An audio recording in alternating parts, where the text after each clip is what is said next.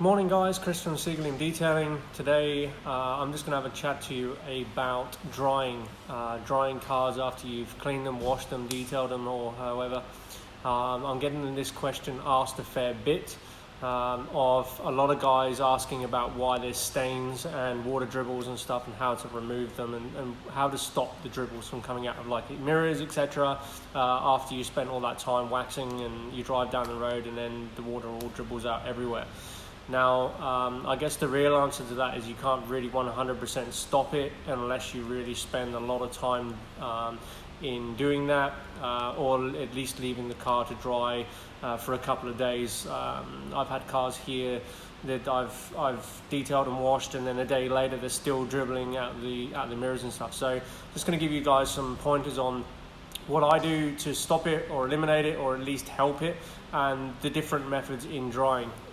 So we'll start here. So drying is actually very, very important. It's actually more important to me than as much as the wash itself, for reasons being, water spots is obviously a big issue. If you don't dry the car properly, the water will stain.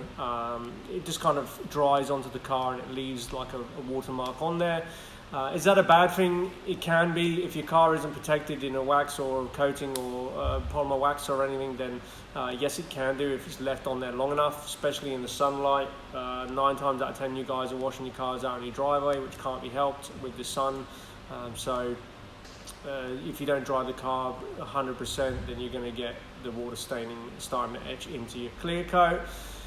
Is it a major issue with removing? Can be. Again, if you leave it too long, then obviously we have to cut and polish that out, and with the water being so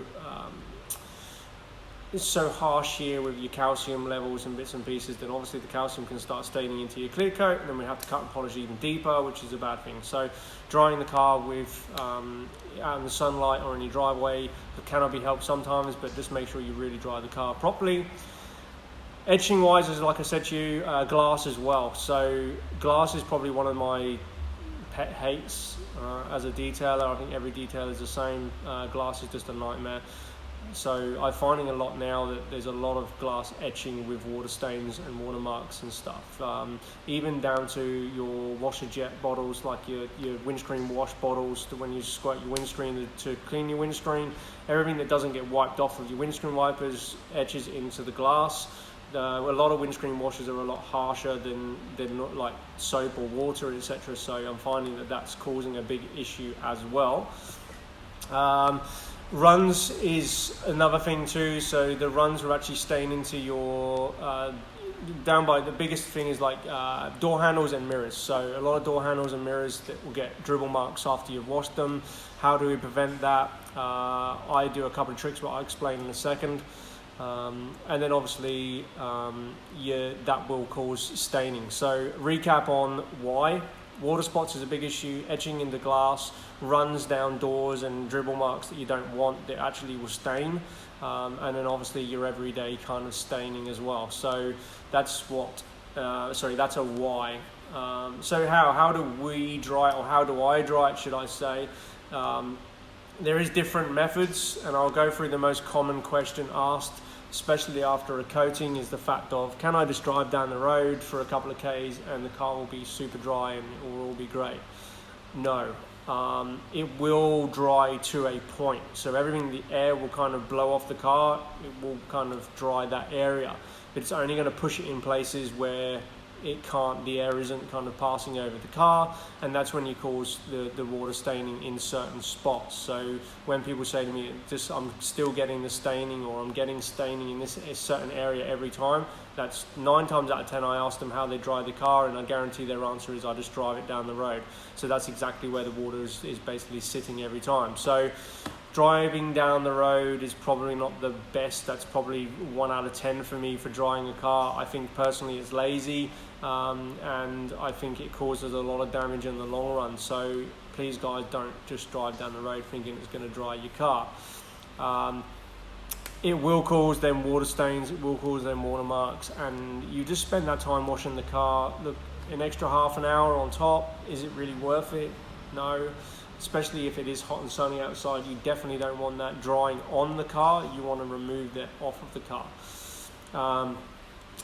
Chamois is probably 3 out of 10 for me. They're a bit old school now. They used to work great back in the day, around 15 years ago, even 10 years ago. They used to work very, very well. I haven't really found a good quality, like a chamois leather, like like your leathered skin kind of thing. You can still buy them, I believe. I don't know, I haven't bought one for many, many years now, but I believe there's still a lot of people using them, thinking that is still the way to go. Downside to chamois are I suppose the good thing and the downside to chamois is they do absorb a lot of water, but you're forever wringing them out afterwards, which is a pain. And once they're wet, they're pretty much useless. They kind of just spread the water rather than remove it. The negative side to chamois also, I find, is the actual the grade of the fibers. Obviously, being a leather and being a skin, I find that the dirt and stuff that you may have missed from washing, or if you've picked up something from like the under guards or something that you've missed, is just going to go into the actual onto the chamois itself, and then you're just going to spread that all over the car, causing scratching and bits and pieces. So again, with that lower grade like plushness, as you should call it, it's going to cause more scratching than what it would do with the newer way of drying. So driving down the road is definitely a number 1 out of 10. Chamois to me is around about a 3, like I said. Now, next thing is leaf blowers. I get this a lot. People have these little battery operated Ryobi or whatever leaf blowers. Now, look, I guess it definitely blows the water off of the car and definitely out of the nooks and crannies that you want to get out of, which is not a bad thing at all. Now, personal experience with using like leaf blowers and seeing people using leaf blowers and stuff is you're just blowing up all of the dirt and the debris off of the floor, and it's just being sucked up and pushed straight onto the car that you've just freshly cleaned, which is wet. So the car is wet, you're blowing dirt at the wet car. What's going to happen is the dirt's just going to stick to to everything that's wet, and then when you're blowing it off, you're just basically blowing the dirt all over the car yet again, and it's just going to look crap by the time you've finished. So leaf blowers, 4, possibly 4.5 out of 10 for me of drying the car.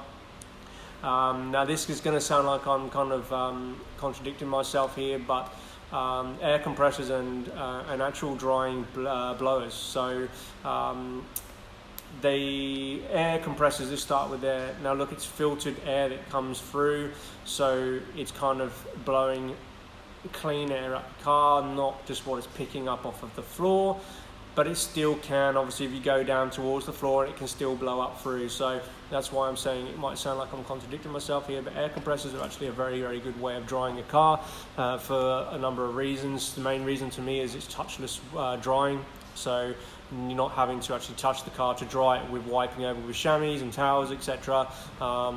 So that's a very good way of drying with cleaner air than what you would do out of a leaf blower, but still be very careful with that, with obviously blowing the dust up through.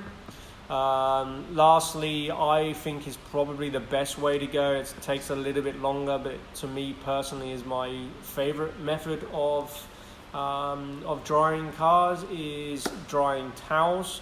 So they are microfiber drying towels designed specially for drying rather than like removing polishes, etc.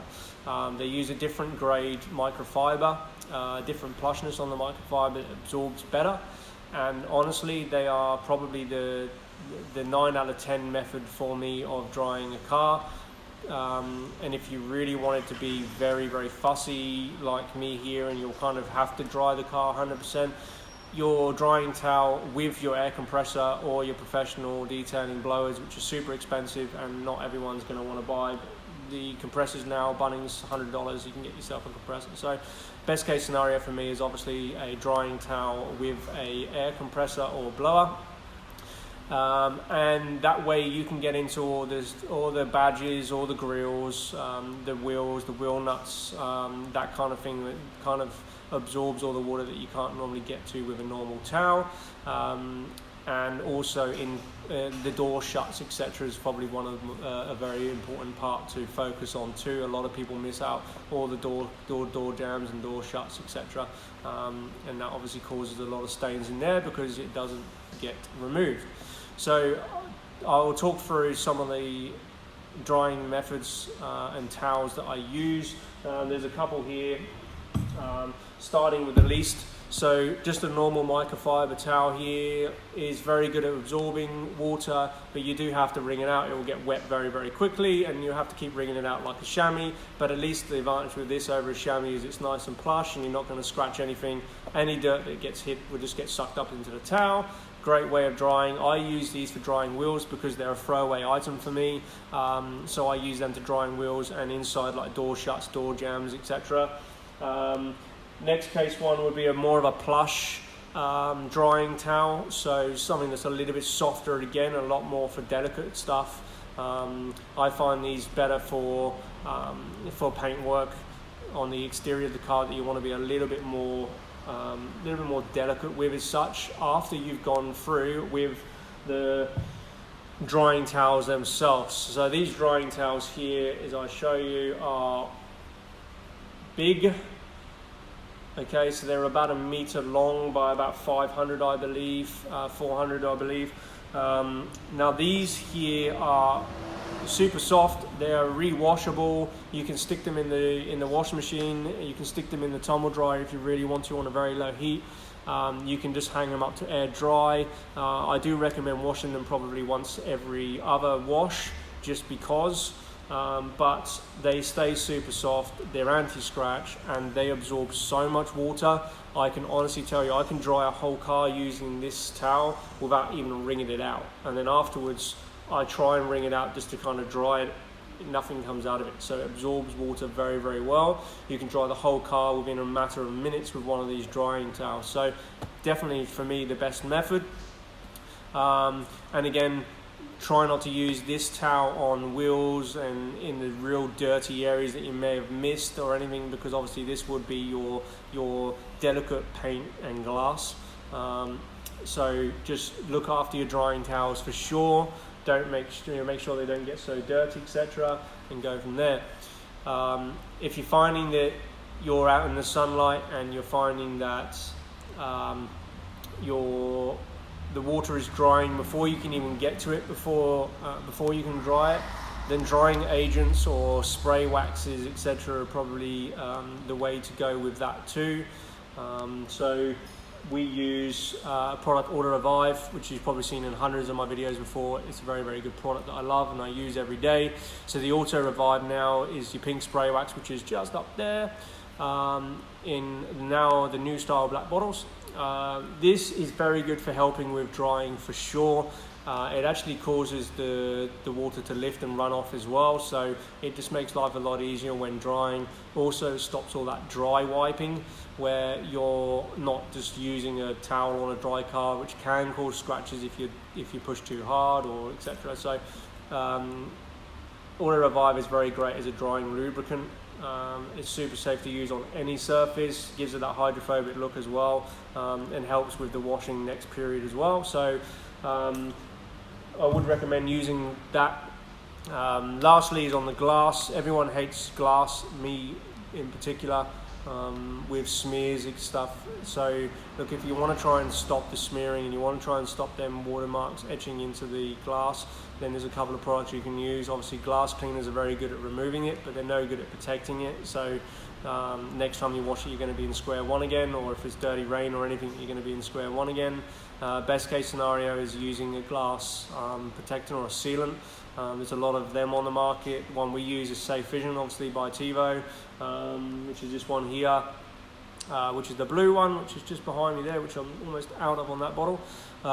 So this stuff here is obviously very good at helping with that. Gives it that water repellency as well, that hydrophobic water repellency every time it rains or when you come to wash next. So recap: when drying, try to dry the car properly. Do not drive down the road, as I explained in the beginning of this video. If you guys are only just watching this now, you haven't seen the beginning, obviously I know it's a bit of a long video again, but I really wanted to explain to you how and why I do this. and the drying methods are the way to go. I'll show you a little technique as well for you guys that do actually persevere with me and stay until the end. You get a Chris's top tip of the day, which I'll show you. I will just grab the camera and I'll flick it around for you so you can see. Now, this is actually a good trick that I do, especially if I can have the car overnight, or if you guys are washing a car and you can put it in your shed or garage overnight and stuff, and you come to it in the morning and you get these dribble marks, which is like this. If you can see the dribble marks dribbling down the paintwork here, which I purposely left, so you guys can see exactly what happens. Now, if I was to leave them to dry, I'm going to get a nice streaky line down this car, and you're going to see it definitely in the sunlight, and it'll be an absolute nightmare to remove in the future. So what do? I simply just wrap a cloth around the mirror. This way, if there's any dribbles and bits and pieces that are going to appear from this mirror here, this cloth overnight is going to absorb that. It's going to stop your runs, and then towards the end of it in the morning when you come out, you just remove the cloth and then job's done. There's no dribble marks and everything's absorbed into this cloth. So there is a Chris's top tip of the day. Whenever you're drying the car, wrap a couple of towels around the mirrors, door handles, all the places that you know that dribble and that are really annoying you, that you just can't get to. Just wrap a cloth around it. Bit of, even if you use a little tiny bit of, close the cloth into the door or something when you're closing it, just to hold it in place. I don't really find that an issue, but some cars may do. And that's pretty much it. So I do appreciate you guys watching right away till the end. Any questions on the drying methods? Anyone wants to buy a drying towel? I've got drying towels in stock if anyone wants to buy them. I can get hold of the professional detailing blowers if anyone's interested in them as well. The Auto Revive, the spray wax obviously for drying agent, and also the glass stain removers and bits and pieces too I have in the stock. So thanks again guys for watching right the way till the end, and any questions fire them through, and I will see you all on the next video.